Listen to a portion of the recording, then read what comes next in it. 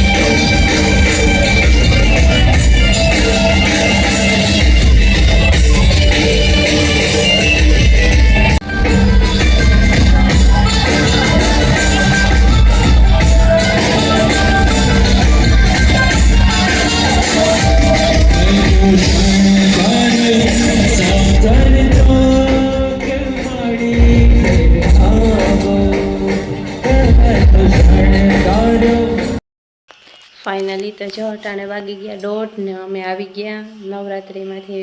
ગયા હતા અમે આજે શું કહેવાય થનગનાટમાં ગયા હતા તો ત્યાંથી આવી ગયા અને અત્યારે વાગ્યા છે 1:30 હાથ તમારો નંબર નો આવ્યો ને હાવ હાચીને કહું તો હું રમી ન હોય ગઈ ખબર નહીં આમ હેલ્થ ઇસ્યુ છે ને તો આમ 1-2 દિવસ વેલકમ નવરાત્રિમાં રમી ત્યાં નંબર આવી ગયો મેરસમજમાં રમી ત્યાં નંબર આવી ગયો પણ આમ હજી તો ડૉક્ટરે સૂટ નહોતી આપી એટલે હવે પછી આ થોડીક રમતા રમતા મને એવું ફીલ થયું કે હવે મારાથી રમાહે નહીં એટલે આપણે એમ થયું કે હવે આપણે ટાટીઓ વાળીને બેસી જવું જોઈએ તકલીફ વધારે વધે એના કરતાં જોઈએ 4-5 દિવસ પછી સારું થાય ને તો પાછી જાય રમવા નકર થયું 2 શિલ્ડ મળી ગયા ઘણું ને એ પછી મેર સમાજમાં ફાઇનલ રમી નહીં મારી હેડ નંબર આવીએ નકર નહીં આવે